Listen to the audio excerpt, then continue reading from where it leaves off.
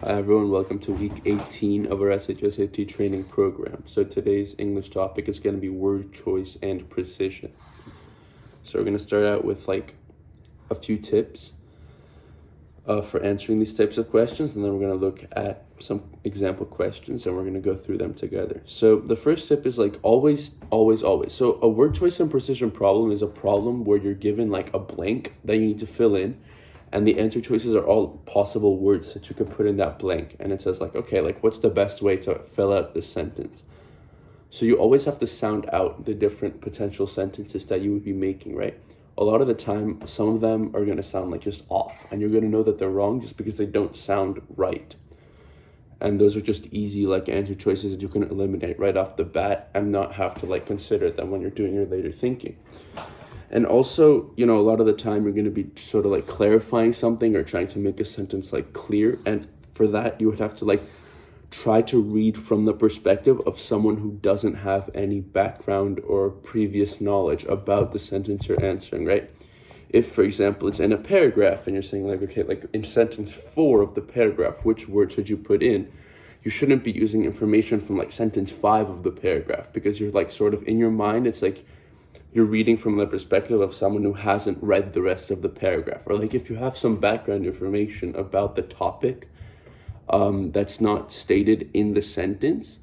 For example, if it's talking about fire trucks, and I know that fire trucks are red, but nowhere in the sentence does it say fire trucks are red, then I shouldn't be needing to use the fact that fire trucks are red in my answering of the question, right? Because it's assumed that not everyone who's doing the question actually knows that. I mean, of course, most people should know that fire trucks are red, but that's just a base example. So now we're going to look at some example problems. So the first, read the sentence. She walked down the dark hallway listening for any sound. Which word best replaces walked to make the description more precise and suspenseful? Okay, so we're trying to change the tone of the sentence. This is a specific type of question like this. So we're trying to make this sentence sound more precise and suspenseful. Okay, so this sort of just comes down to knowing the answer choices. For this, there's no real easy way to study vocabulary, because there's no list of words put out by the SHSAT for which you just need to know all those words. But I recommend that you just read books, try and immerse yourself in literature as much as possible, because the more you see these words in sort of books and literature, the more you're going to sort of get used to their meaning and sort of learn their meaning. So sometimes if a word is really abstract, you can ask your proctor on the test, hey, can you define this word for me? But I assume for words like strolled, marched, crept, and dashed, those are words that you should just know, and they're not going to define them for you on the test. So sort of to get a sense of their tone and their vibe and their meaning, you should read books and sort of just get yourself acquainted and familiar with as many words as possible through doing that. But anyway, so right away, right, we can look through the answer choices, right? Strolled is definitely not it, right? Because we're trying to do suspenseful, whereas strolled is a more calm, confident, sort of loud and bold. She's walking, she's strolling through the hall, So it's not suspenseful, and she's not creeping. And she's not it's not a dark hallway. A dark hallway sort of gives this sense of oh, it's very dark and spooky. Strolled does not, fit that tone at all.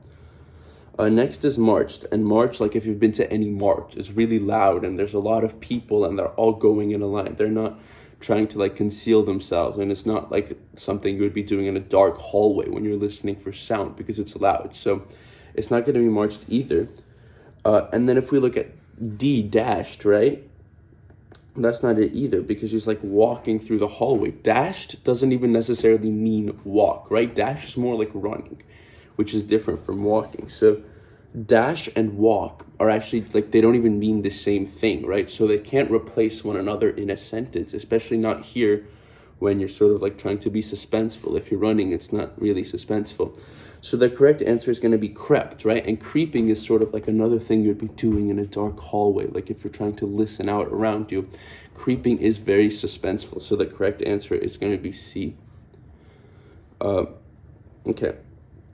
So again, Choose the most accurate and precise word to complement the sentence. To complete the sentence, sorry. If no one can blank Beth's story of her whereabouts the night of the crime, then she'll have to find another alibi. Okay, so this one's like a tricky question, right? Because there's a lot of words here that are long and, you might not know. So we're going to go through them one by one. So the first, whereabouts. So whereabouts is just like, you can sort of just get this from the components of the word, like whereabout is sort of like just like where about you are. So just like your location pretty much and like what you're doing. So whereabouts, where you are is what whereabouts mean. Okay, so that's what whereabouts means. And then an alibi, right? So an alibi is sort of like when you're being investigated for a crime, or like sort of anyone's asking you like, what were you doing? An alibi is a story of what you were doing at a specific moment. So an alibi in this case will be excuse, or like a story about what you were doing to show that you're not guilty of a crime, right? So basically, if no one can blank Beth's story of where she was the night of the crime, then she will have to find another story. That's sort of like, this is an important tip, right? Whenever you're given words that you don't really like fully understand, try and break them down into like less complicated words so that it's easier to just read the sentence through and you're not like thinking about, oh, like whereabouts, alibi. Instead, it's where you are and story, right? That's much easier to read and think about. So now we're going to look at the answer choices, right? If no one can collaborate Beth's story of where she was the night of the crime, then she'll have to find another story. Well, collaborate means like to work together with someone, right?